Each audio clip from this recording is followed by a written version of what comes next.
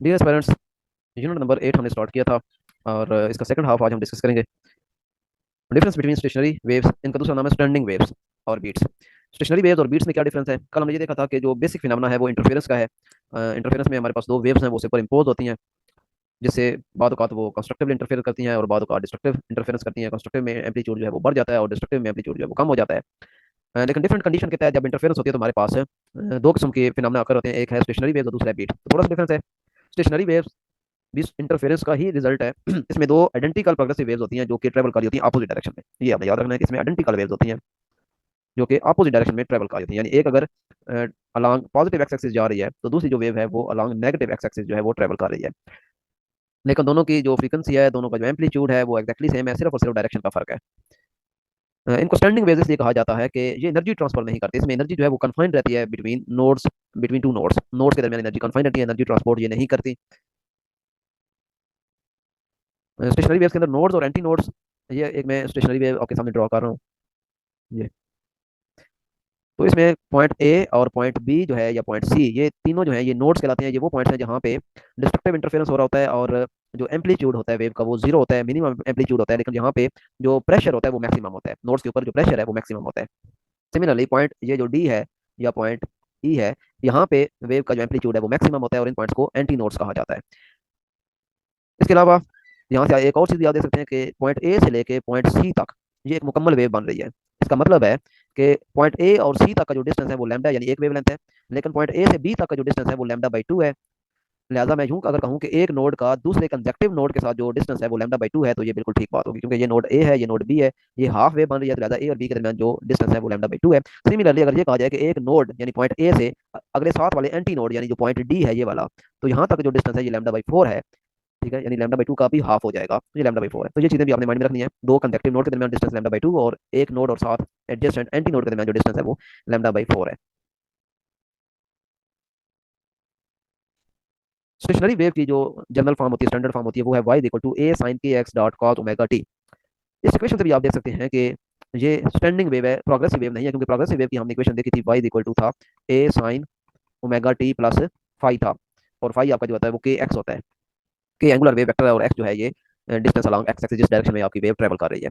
तो ये आप देख सकते हैं, ये जो इक्वेशन है स्टेशनरी वेव के लिए, ये इस फॉर्म में नहीं है। ठीक है, लिहाजा यहाँ से आप देख सकते हैं कि स्टेशनरी वेव जो है वो प्रोग्रेसिव वेव नहीं है, वो ट्रेवल नहीं कर रही, वो एनर्जी ट्रांसपोर्ट नहीं कर रही, वो स्टैंडिंग वेव है। जबकि बीट्स की अगर हम बात करें तो बीट्स में भी इंटरफेरेंस ही होता है दो वेव्स का, लेकिन उनकी जो फ्रीक्वेंसी है वो स्लाइटली डिफरेंट होती है, और वो डिफरेंस जो है वो मैक्सिमम जो डिफरेंस है वो 10 हर्ट्स का होना चाहिए। अगर आप वादिया बीट सुनना चाहते हैं तो फिर 10 हर्ट्स से कम जो डिफरेंस है वो होना चाहिए। दो वेव्स जिनकी फ्रीक्वेंसी का डिफरेंस 10 हर्ट्स से कम होगा या मैक्सिमम 10 हर्ट्स होगा, वो आप बीट्स प्रॉपर सुन पाएंगे। अगर इसका डिफरेंस जो है फ्रीक्वेंसी का डिफरेंस 10 हर्ट्स से बढ़ जाता है तो फिर आप प्रॉपर बीट्स नहीं सुन पाएंगे। पाथ डिफरेंस, दो वेव्स के दरमियान अगर आपने पाथ डिफरेंस देखना है, यानी जब दो वेव्स आपस में इंटरफेरेंस करती हैं तो डिफरेंट पॉइंट पे आपने पाथ डिफरेंस देखना है, तो उसका फार्मूला आपके पास है कंस्ट्रक्टिव इंटरफेरेंस के लिए delta S is equal to N lambda. अगर कंस्ट्रक्टिव इंटरफेरेंस हो रहा है तो फिर दो पॉइंट के दरमियान आपने पाथ डिफरेंस देखना है, तो एन लैम्डा और एन की वैल्यू बहुत मैटर करती है, zero plus minus one plus minus two, यानी इंटीजर आप ले सकते हैं प्लस माइनस की फॉर्म में। और अगर दो वेव्स डिस्ट्रक्टिव इंटरफेरेंस करती हैं तो फिर जो दो पॉइंट के दरमियान पाथ डिफरेंस होगा वो N plus half multiple of lambda होगा। यानी हम वैल्यू रपोर्ट करके चेक करते हैं, अगर हम जीरो लगाते हैं एन की वैल्यू तो ये आता है वन बाई टू लैम्डा। अगर हम वन लगाते हैं तो ये आता है one plus one by to, ये थ्री बाई टू लैम्डा। और अगर हम टू लगाते हैं तो हमारे पास आता है two plus one by two, two two जार four plus one five by two lambda. यानी एक बात हमें नजर आ रही है कि जब दो वेव्स डिस्ट्रक्टिव इंटरफेरेंस करती हैं तो फिर उनका जो पाथ डिफरेंस आता है वो odd multiple of half lambda आता है। Odd multiple of half lambda, ये देखें, one multiply by half lambda, फिर three multiply by half lambda, फिर five multiply by half lambda. तो इस चीज़ को जरूरी नहीं है कि आप यही माइंड में बिठा लें कि N plus one by two लिखा होगा तो ही डिस्ट्रक्टिव इंटरफेरेंस है। मैं यूं भी लिख सकता हूँ एन लैम्डा बाई टू, और साथ में मेंशन कर देता हूँ कि एन की वैल्यू क्या है। एन की वैल्यू जो है वो plus minus one plus minus three plus minus five. आप ये वैल्यू रिपोर्ट करके चेक करें तो आपको यही वैल्यू मिलेगी। आप वन पुट करें तो आपको वन बाई टू लैम्डा मिल जाएगा, आप थ्री पुट करें तो आपको थ्री लैम्डा बाई टू मिल जाएगा, फाइव पुट करेंगे तो फाइव लैम्डा बाई टू मिल जाएगा। तो ये कोई पेट फार्मूला ये नहीं है कि आपने यही रटा लगा लेना है कि जिसमें N plus one by two होगा वो ही डिस्ट्रक्टिव इंटरफेरेंस है, बल्कि डिपेंड करता है ये एन की वैल्यूज पे। एन की वैल्यूज लगाने के बाद आपके पास जो वैल्यू आनी चाहिए वो odd multiple of half wavelength आना चाहिए। वो इससे भी आ सकता है, लेकिन आगे जो एन है वो आपको कंसेप्टिव नंबर देने पड़ेंगे, zero one two three four, और इस फार्मूले से भी आपका आ सकता है डिस्ट्रक्टिव इंटरफेरेंस, लेकिन इसमें एन की वैल्यू जो है वो कंजेक्टिव नहीं है बल्कि +-1 +-3 यानी ऑड ऑड इंटीजर्स है पॉजिटिव और नेगेटिव। तो दोनों से ही आपको डिस्ट्रक्टिव इंटरफेरेंस की कंडीशन सेटिस्फाई होती मिलेगी।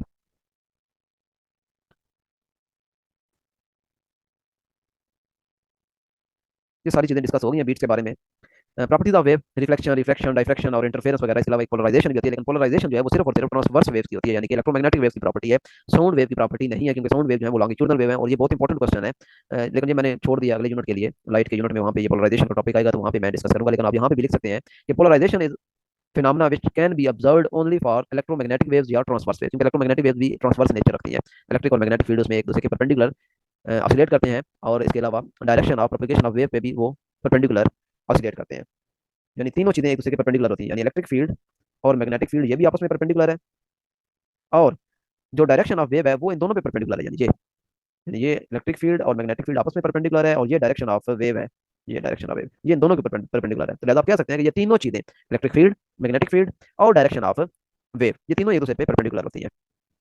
तो पोलराइजेशन का फिनोमेना सिर्फ और सिर्फ ट्रांसवर्स वेव के लिए होता है, इलेक्ट्रोमैग्नेटिक वेव्स के लिए होता है, साउंड वेव्स के लिए या लॉन्गिट्यूडनल वेव के लिए ये फिनोमेना नहीं होता। तो ये क्वेश्चन कई तरीकों से बन के आता है कि अमूमन ये क्वेश्चन पूछा जाता है कि लॉन्गिट्यूडनल वेव्स जो है वो कौन सी प्रॉपर्टी शो नहीं करती, तो आपका राइट ऑप्शन पोलराइजेशन होना चाहिए। या यूं पूछा जाता है कि साउंड वेव्स कौन सी प्रॉपर्टी शो नहीं करती, तो वो भी पोलराइजेशन है। इसके अलावा ये भी पूछा जा सकता है कि इलेक्ट्रोमैग्नेटिक वेव्स में और ट्रांसफर सॉरी लॉन्गिट्यूडनल वेव में या साउंड वेव में कौन सी प्रॉपर्टी डिफरेंशिएट करती है, तो वो भी पोलराइजेशन है, क्योंकि इंटरफेरेंस दोनों करती है, रिफ्लेक्शन भी दोनों करती है, डिफ्रेक्शन भी दोनों करती है, इंटरफेरेंस भी दोनों करती है। पोलराइजेशन का फिनोमेना सिर्फ और सिर्फ इलेक्ट्रोमैग्नेटिक वेव्स या ट्रांसवर्स वेव्स के लिए होता है। रिफ्लेक्शन ऑफ वेव, ये बड़ा इंपॉर्टेंट पॉइंट यहाँ पे मेंशन किया हुआ है कि जब भी रिफ्लेक्शन होती है तो एक चीज हमेशा कांस्टेंट रहती है, वो है फ्रीक्वेंसी। फ्रीक्वेंसी फ्रीक्वेंसी हमेशा कांस्टेंट रहती है। उसकी रीजन ये है कि ये प्रॉपर्टी ऑफ सोर्स है, यानी जिस सोर्स से वेव्स एमिट हो रही हैं ये सिर्फ और सिर्फ उस पर डिपेंड करता है। बाकी इसके रास्ते में डेंसर मीडियम आ जाए, रेयर मीडियम आ जाए, फ्रीक्वेंसी पे कोई फर्क नहीं पड़ता। हाँ अलबत्ता P equal to F lambda के फार्मूला के मुताबिक फ्रीक्वेंसी को आपने कांस्टेंट रखना होता है। तो बाकी वेवलेंथ इंक्रीज करेगी तो वेलोसिटी भी इंक्रीज कर जाएगी, वेवलेंथ डिक्रीज करेगी तो वेलोसिटी भी डिक्रीज कर जाएगी, क्योंकि आपस में डायरेक्टली रिलेटेड है। लेकिन फ्रीक्वेंसी को आपने हर हाल में कांस्टेंट रखना है during refraction, because it is property of medium, property of source, it doesn't depend on medium. Medium के साथ इसका कोई लेना देना नहीं है फ्रीक्वेंसी का। बाकी यहाँ पे है जी कि when wave travel from denser to rare medium, denser medium यानी ग्लास है और हवा आपका एक रेयर मीडियम है, तो आप यूं समझे कि आपकी वेव जो है वो ट्रेवल कर रही है डेंसर मीडियम से रेयर मीडियम में, यानी ग्लास से हवा में जा रही है, तो क्या होगा, वेलोसिटी मस्ट इंक्रीज, वेलोसिटी बढ़ जाएगी। और इसका उल्ट भी है, यानी रेयर से जब डेंसर में जाएगी, हवा से ग्लास में जब वेव जाएगी तो वेलोसिटी कम हो जाएगी। और आप देखते हैं कि स्पीड ऑफ लाइट जो है ये जब हवा से ग्लास में दाखिल होती है तो उसकी वैल्यू 2 × 10⁻8 हो जाती है। वैसे 3 × 10⁻8 होती है, लेकिन जैसे ही ग्लास में दाखिल होती है तो 2 × 10⁻8 हो जाती है, वेलोसिटी कम हो जाती है। और ये फार्मूला माइंड में रखें, v equal to F lambda. Frequency को आपने कांस्टेंट रखना है, तो ग्लास में हवा से यानी एयर से ग्लास में जाते हुए क्योंकि वेलोसिटी कम हो रही है, इसका मतलब है वेवलेंथ भी कम हो रही है। फ्रीक्वेंसी कांस्टेंट है, फ्रीक्वेंसी पे कोई इफेक्ट नहीं है। इसके अलावा यहाँ पे नीचे पॉइंट लिखा है कि जो पावर ट्रांसमिशन है पावर कांस्टेंट होनी चाहिए। जो यानी वेव्स हैं जो एनर्जी वो लेके आ रही है, इंटेंसिटी लेके आ रही है, पावर लेके आ रही है, वो कांस्टेंट होनी चाहिए। उसको कांस्टेंट रखने के लिए फिर क्या करना पड़ेगा, amplitude of wave would also increase, wave का जो एम्पलीट्यूड है वो बढ़ जाएगा। किसके लिए, जब वेव ट्रेवल कर रही है डेंसर से रेयर मीडियम में। और इसका उल्ट भी, यानी वाइस वर्सा। वाइस वर्सा का मतलब होता है कि इसका उल्टा, यानी रेयर से डेंसर में जब आप जाएंगे तो वेलोसिटी जो है वो इंक्रीज नहीं बल्कि डिक्रीज होगी। मैं अक्सर यहाँ पे पॉइंट में लिखता हूँ वाइस वर्सा, तो ये वाइस वर्सा समझ लें कि वाइस वर्सा का मतलब होता है उल्ट, यानी ये है डेंसर से रेयर, तो वाइस वर्सा वर्सा का मतलब होगा रेयर से डेंसर। तो फिर सारी चीजें चेंज करनी है, रेयर से डेंसर, और वेलोसिटी का आप यहाँ इंक्रीज की बजाय क्या लिखेंगे, डिक्रीज। और यहाँ पे एम्पलीट्यूड की जगह आप फिर इंक्रीज नहीं लिखेंगे बल्कि पावर ट्रांसमिशन को कांस्टेंट रखने के लिए आप एम्पलीट्यूड डिक्रीज करेंगे। ये होता है वाइस वर्सा का मीनिंग। इसके अलावा ये है कि अगर वेव जो है वो डेंसर से रेयर मीडियम में जा रही है तो फेज चेंज नहीं होगा। फेज चेंज ना होने का मतलब ये है कि अगर आपने क्रस्ट भेजा है यूं डेंसर से रेयर में, तो टकराने के बाद दोबारा आपको क्रस्ट ही मिलेगा। ठीक है, यानी अगर वेव आपने इस तरीके से भेजी है डेंसर से रेयर में, तो आपको दोबारा रिवर्स में टकराने के बाद आफ्टर रिफ्लेक्शन आपको दोबारा वेव ऐसे मिलेगी, क्रस्ट आपको क्रस्ट मिलेगा, ट्रफ आपको ट्रफ मिलेगा। लेकिन अगर आपकी वेव जो है वो रेयर से डेंसर में जा रही है, तो फिर आपको आफ्टर रिफ्लेक्शन फेज चेंज मिलेगा, फेज इनवर्स हो जाएगा, क्रस्ट आपका ट्रफ में बदल जाएगा और ट्रफ जो है वो क्रस्ट में बदल जाएगा। यानी यही चीज आपको रिफ्लेक्शन के बाद यूं मिलेगी, जो आपका क्रस्ट था वो ट्रफ बन गया और जो ट्रफ है वो क्रस्ट बन गया। एग्जाम्पल दी हुई है कि कैसे डेंसर से रेयर है। अगर वेव ट्रेवल कर रही है स्लिंकी स्प्रिंग से आगे स्ट्रिंग, यानी इस तरह का, ये स्लिंकी स्प्रिंग है और आगे आपने एक रस्सी बांधी हुई है और आप स्लिंकी स्प्रिंग में वेव्स प्रोड्यूस करवा रहे हैं, तो ये आपका रेयर मीडियम है और स्प्रिंग आपका डेंसर मीडियम है। तो रेयर से डेंसर में जाते हुए फेज चेंज नहीं होगा, सॉरी फेज चेंज होगा, रेयर से डेंसर में जाते हुए फेज इनवर्स हो जाता है, from rare to denser inverse phase हो जाएगा। और इसी तरह अगर आप स्ट्रिंग के अंदर आप वेव्स प्रोड्यूस करवा रहे हैं और स्ट्रिंग को आपने एक रिजिड सपोर्ट से बंधा हुआ है, तो अब स्ट्रिंग आपका एक,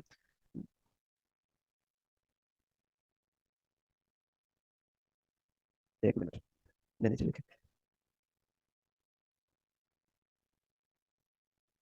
ये दोबारा देखें। If wave travel from denser to rare medium then wave will reflect back. यानी जब आप की वेव ट्रेवल कर रही है डेंसर से रेयर मीडियम में, तो फिर वो सेम फेज के साथ वापस आएगी। और इसका एग्जांपल है स्लिंकी स्प्रिंग को जब आप अटैच करते हैं स्ट्रिंग के साथ, तो ये आपके पास जो कॉम्बिनेशन बनता है ये डेंसर से रेयर मीडियम का बनता है, और इसमें आपका जो वेव है वो सेम फेज के साथ वापस आती है। लेकिन अगर आपने स्ट्रिंग जो है वो आपने एक रिजिड स्पोर्ट के साथ बंधी हुई है, तो फिर जो आपको रिफ्लेक्शन के बाद वेव मिलेगी उसमें फेज चेंज हो चुका होगा, इनवर्स फेज मिलेगा, क्रस्ट जो है वो ट्रफ में मिलेगा और ट्रफ जो है वो क्रस्ट मिलेगा। तो कंक्लूड हम इसको यूं करते हैं कि जब भी वेव रेयर मीडियम से डेंसर मीडियम में जाती है तो उसका फेज चेंज नहीं होता, लेकिन जब डेंसर से रेयर में जाती है, सॉरी मैं इसमें बहुत कंफ्यूज हो गया हूँ, देख के पढ़ लेते हैं, इसको कंक्लूड करते हैं। रेयर से डेंसर में जब आप जाएंगे तो आपका फेज जो है वो इन्वर्स हो जाएगा, और डेंसर से जब आप रेयर में जाएंगे तो फिर फेज इन्वर्स नहीं होगा, फेज आपको सेम मिलेगा, क्रस्ट क्रस्ट मिलेगा और ट्रफ ट्रफ मिलेगा।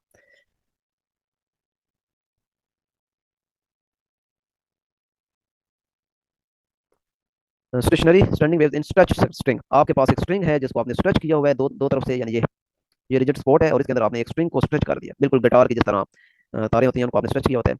तो अब इसके अंदर इसको जब आप प्लग करते हैं, यानी यहाँ से आप इसको पकड़ते हैं और इसको खींच के नीचे ले आते हैं और फिर छोड़ देते हैं, तो आपको इस तरह का एक लूप मिलता है, बनता है जी। तो आप इसको यूं भी कह सकते हैं, एक लूप कह सकते हैं, एक मॉड कह सकते हैं, एक हार्मोनिक कह सकते हैं, और इसको हाफ वेव भी कह सकते हैं, क्योंकि आपको पता है कि फुल वेव जो है उसमें दो पार्ट होते हैं, क्रस्ट भी होता है और नीचे साथ ट्रफ भी होता है, लेकिन यहाँ पे आपको सिर्फ एक ही चीज मिल रही है जो कि क्रस्ट है।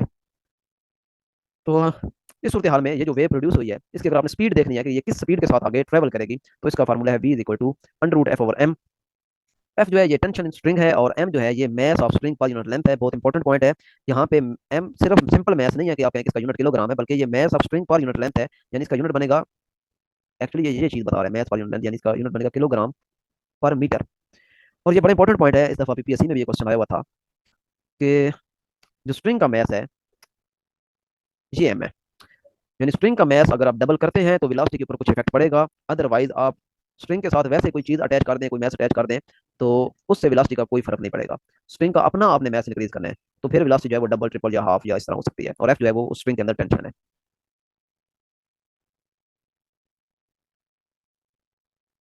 फंडामेंटल फ्रीक्वेंसी, फंडामेंटल फ्रीक्वेंसी यानी जब आपके पास सिर्फ एक लूप बन रहा है, अभी जिस तरह मैंने फिगर बनाई थी, आप दरमियान से जब स्ट्रिंग को प्लग करेंगे तो आपके पास एक लूप बनेगा, तो इस लूप की जो फ्रीक्वेंसी होती है इसे आप कहते हैं फंडामेंटल फ्रीक्वेंसी।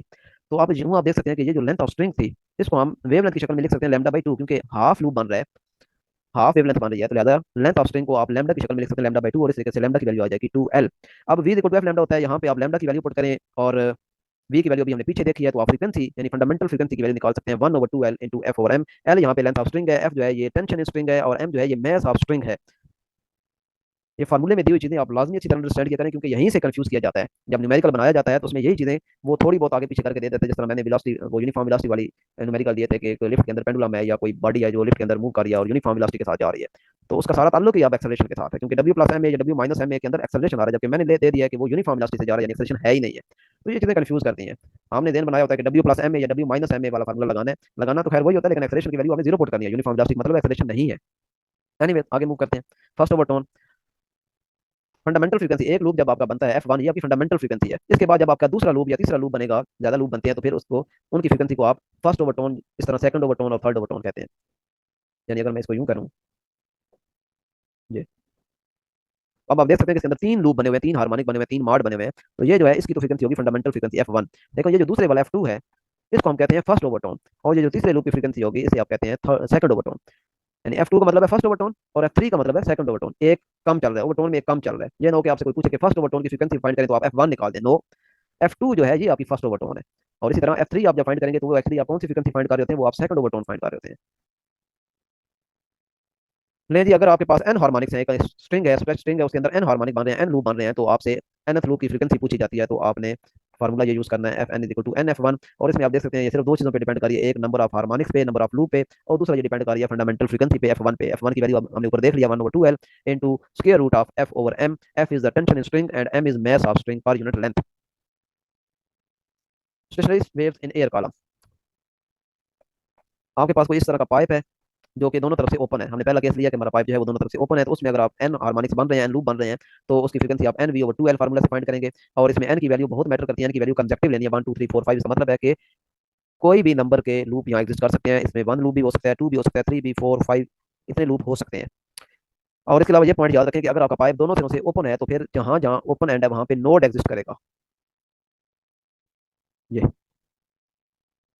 ओपन सिरों पे नोड एग्जिस्ट करेगा, ये आप देख सकते हैं, दोनों सिरों पे नोड आ रहा है, सॉरी सॉरी, एंटी नोड।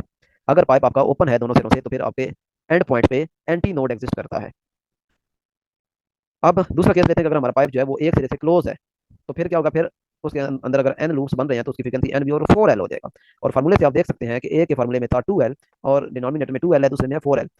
तो यहाँ से भी आप एक चीज गैस कर सकते हैं कि इसकी फ्रीक्वेंसी जो है ये ज्यादा होगी, क्योंकि डिनोमिनेटर में नंबर छोटा है और इसके डिनोमिनेटर में नंबर बड़ा है। तो जिसके डिनोमिनेटर में नंबर बड़ा होता है उसकी फ्रीक्वेंसी कम आती है। इसका मतलब है ये जो फ्रीक्वेंसी है ये आपकी लेस होगी as compare to this frequency. और एक और चीज भी देखने वाली है कि इसमें एन की वैल्यू देखें तो 1 3 5 7, यानी ऑड नंबर अलाउड है। यानी इसमें सारे हार्मोनिक सारे लूप्स आपको नहीं मिल सकते, आपको सिर्फ ऑड लूप मिलेंगे, यानी या तो एक लूप बनेगा, या तीन लूप बनेंगे, या पांच बनेंगे, या सात बनेंगे। 2 4 6 लूप वाली यहाँ पे कहानी नहीं है। Only odd harmonics exist. और यहाँ से एक और बात भी हम कंक्लूड कर सकते हैं, the pipe open from both ends, वही पहली वाली situation, is richer in harmonics. बिल्कुल होगा, क्योंकि इसमें आप देख सकते हैं कि इसमें हर किस्म के हार्मोनिक्स अलाउड है, आर्ट भी और इवन भी, हर किस्म के हार्मोनिक्स बन सकते हैं, हर किस्म के लूप्स बन सकते हैं, इवन भी आर्ट भी। लेकिन जो है, मसलन हम मिसाल ले लेते हैं कि हम एन की वैल्यू 5 फिक्स करते हैं, एन की वैल्यू 5, तो इसके लिए आपके 5 लूप बनेंगे, 5 लूप बनेंगे, एक, दो, तीन, चार और ये 5। ठीक है, और इसमें एन इज इक्वल टू 5 के लिए आपके सिर्फ 3 लूप बनेंगे, एक, दो और ये 3। तो यहाँ से आप देख सकते हैं कि this is richer in harmonics, में ज्यादा हार्मोनिक्स बने हैं, ज्यादा लूप्स बने हैं, और सेकंड केस के लिए कम हार्मोनिक्स बने हैं।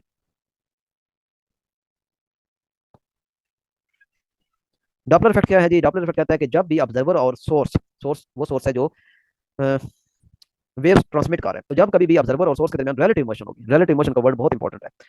यानी एक ऑब्जर्वर है जो इधर जा रहा है, ये ऑब्जर्वर ओ है, और एक ट्रेन है जो इधर जा रही है, और दोनों के दरमियान सेम स्पीड है, यानी ये भी स्पीड वी से जा रहा है, ये भी स्पीड वी के साथ जा रहा है, इसका मतलब इन दोनों के दरमियान कोई रिलेटिव मोशन नहीं है। तो डॉपलर इफेक्ट इस केस के लिए नहीं है। डॉपलर इफेक्ट उस वक्त है जब दोनों के दरमियान रिलेटिव मोशन हो।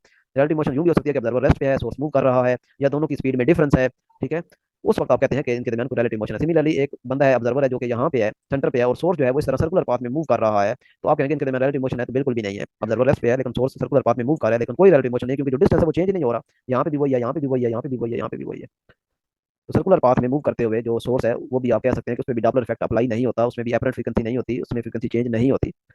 तो डॉपलर इफेक्ट का मुताल्लुक है जब भी सोर्स और ऑब्जर्वर के दरमियान रिलेटिव मोशन हो, तो फिर हमें क्या फील होता है? फ्रीक्वेंसी जो होती है वो हमें चेंज दिखाई देती है, चेंज फील होती है। वो इंक्रीज भी हो सकती है, डिक्रीज भी हो सकती है, डिफरेंट केसेस है।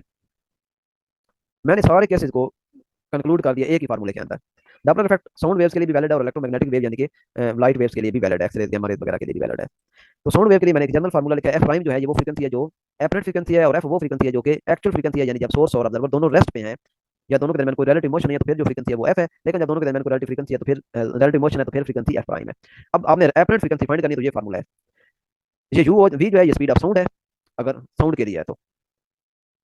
और यू ओ जो है ये ऑब्जर्वर की स्पीड है, और यू एस जो है ये सोर्स की स्पीड है। ऊपर आपने प्लस का सिंबल उस वक्त यूज करना है जब ऑब्जर्वर मूव कर रहा है टुवर्ड सोर्स, और माइनस उस वक्त यूज करना है जब ऑब्जर्वर जो है वो मूव कर रहा है अवे फ्रॉम सोर्स। और नीचे माइनस उस वक्त यूज करना है जब सोर्स मूव कर रहा है टुवर्ड्स ऑब्जर्वर, और नीचे आपने प्लस उस वक्त यूज करना है जब सोर्स मूव कर रहा है अवे फ्रॉम ऑब्जर्वर। इलेक्ट्रोमैग्नेटिक के केस में जो एपरेंट फ्रीक्वेंसी है वो आप इस तरह फाइंड करेंगे, C plus U over C minus U. ये उस वक्त है जब सोर्स मूव कर रहा है अवे फ्रॉम ऑब्जर्वर, और साइन बदल देने हैं डिनोमिनेटर और न्यूमरेटर के, अगर सोर्स मूव कर रहा है अवे फ्रॉम ऑब्जर्वर। सी यहाँ पे स्पीड ऑफ लाइट है, और यू जो है ये स्पीड ऑफ सोर्स है। एपरेंट जो फ्रीक्वेंसी है, चेंज इन फ्रीक्वेंसी, इसके लिहाज से आपको दो फिनोमेना और मिलते हैं, एक को आप रेड शिफ्ट कहते हैं, एक को ब्लू शिफ्ट कहते हैं। लेकिन ये याद रखें, ये सिर्फ और सिर्फ इलेक्ट्रोमैग्नेटिक वेव्स के लिए है। रेड शिफ्ट और ब्लू शिफ्ट सिर्फ और सिर्फ इलेक्ट्रोमैग्नेटिक वेव्स के लिए है। डॉपलर इफेक्ट दोनों के लिए, लेकिन ब्लू शिफ्ट रेड शिफ्ट का जो फिनोमेना है ये आप सिर्फ और सिर्फ ऑब्जर्व करेंगे इलेक्ट्रोमैग्नेटिक वेव्स के लिए। रेड शिफ्ट क्या है जी? रेड शिफ्ट ये है कि जब आपका सोर्स अवे मूव कर रहा होता है ऑब्जर्वर से, तो फिर जो फ्रीक्वेंसी होती है वो लेस होती है, यानी एपरेंट फ्रीक्वेंसी आपकी आपको लेस फील होगी। और लेस फ्रीक्वेंसी का मतलब ये है कि वेव लेंथ इंक्रीज हो रही है, और वेव लेंथ जो इंक्रीज होती है वो आपको पता है रेड साइड पे इंक्रीज होती है, और ब्लू साइड पे वेव लेंथ कम होती है। तो लिहाजा हम कहते हैं ये ब्लू शिफ्ट है, हमारा स्पेक्ट्रम जो है वो शिफ्ट हो रहा है ब्लू सॉरी रेड साइड पे, वेवलेंथ इंक्रीज हो रही है, लिहाजा हम कहते हैं हमारा स्पेक्ट्रम रेड साइड पे शिफ्ट हो रहा है। और इसका उल्टा ब्लू शिफ्ट, यानी जब आपका सोर्स मूव कर रहा है टुवर्ड्स ऑब्जर्वर, तो फिर जो एपरेंट फ्रीक्वेंसी है वो आपको ज्यादा फील होगी। और फ्रीक्वेंसी ज्यादा फील होने का मतलब ये है कि वेवलेंथ जो है वो कम है, और कम वेवलेंथ जो है वो ब्लू एंड पे होती है, लिहाजा हम कहते हैं हमारा स्पेक्ट्रम जो है वो शिफ्ट हो रहा है towards blue end of the electromagnetic spectrum. Radar abbreviation है रेडियो डिटेक्टिंग एंड रेंजिंग, इसमें रेडियो वेव यूज होती हैं।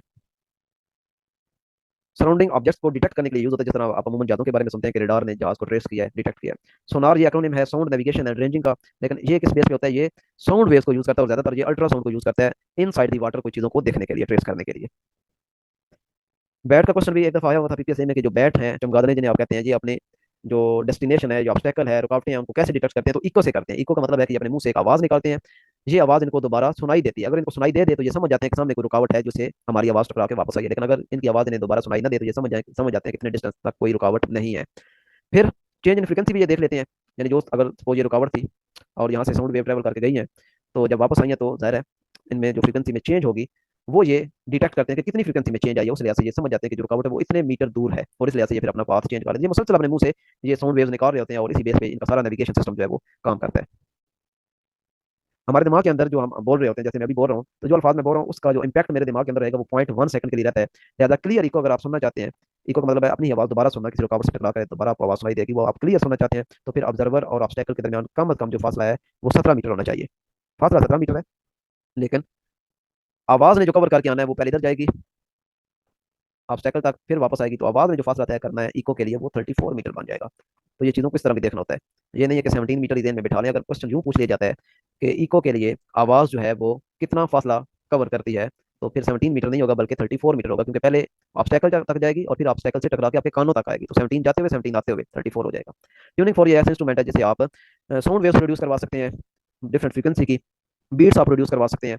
और इसकी जो साउंड प्रोड्यूस होती है, इसकी जो फ्रीक्वेंसी है वो डिपेंड करती है डिफरेंट फैक्टर पे, लेंथ ऑफ प्रॉन्ग्स, यानी वो जो शाखें होती हैं ये इनकी लेंथ पे डिपेंड करती है। लेंथ जितनी ज़्यादा होगी उतनी फ्रीक्वेंसी कम होगी। इसी तरह इसका जो ये जो प्रॉन्ग्स है इनका मैस, इसके मैस के साथ भी इनवर्स रिलेशनशिप है, मैस इंक्रीज होगा तो फ्रीक्वेंसी डिक्रीज हो जाएगी। अमूमन क्वेश्चन आता है कि हमने इसके प्रॉन्ग को वैक्स कर दिया है, तो वैक्स करने का मतलब यह है कि इसके आपने मैस बढ़ा दी, इसके ऊपर कुछ लगा दिया आपने, तो मैस बढ़ गया, तो मैस बढ़ने से इसकी फ्रीक्वेंसी कम हो जाएगी। डेंसिटी ऑफ ट्यूनिंग फोर, यानी जिस मटेरियल से बना हुआ है इसकी डेंसिटी क्या है, तो डेंसिटी के साथ भी इसका इनवर्स रिलेशनशिप है। डेंसिटी अगर ज्यादा होगी तो कम फ्रीक्वेंसी की साउंड प्रोड्यूस होगी। यंग मॉडुलस के साथ इसका डायरेक्ट ताल्लुक है, डायरेक्टली रिलेटेड है, यानी इसका अगर यंग मॉडुलस मटेरियल का ज्यादा है तो इससे प्रोड्यूस होने वाली फ्रीक्वेंसी ज्यादा होगी।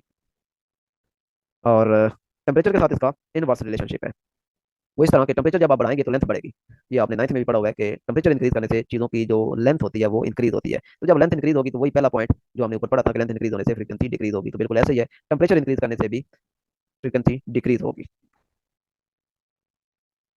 ये आखिर पे एक फार्मूला लिख दिया है फ्रीक्वेंसी का, 1/L into square root of Y over रो।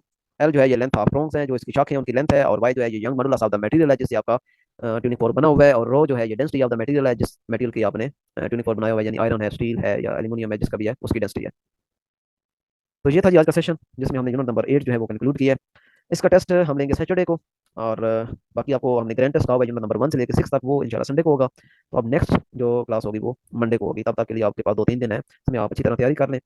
और ग्रैंड टेस्ट लेने का मकसद ये भी है ताकि आपकी जो चीज़ें हैं पिछली यूनिट नंबर 1 से लेकर 6 तक वो रिवाइज भी हो जाए, क्योंकि भूलना नहीं है हमने, बाकी संजीदा हो जाए। ये चीज़ बार बार मैं कहता रहता हूँ, स्ट्रेस देता हूँ। सेशन आपने लिया हुआ है इसका मकसद सिर्फ और सिर्फ ये है कि आपने टेस्ट की अच्छी तरह तैयारी करनी, चीज़ों को अच्छी तरह अंडरस्टैंड करें, और टेस्ट लाजमी अटेम्प्ट करें। सोल्यूशन आज बाकी जो यूनिट उनका भी मैं भेज दूंगा, यूनिट नंबर 6 और 7 का रिकॉर्डिंग मैंने कर लिया, अभी मैं इनके साथ ही उसका आपको वीडियो सेंड कर देता हूँ।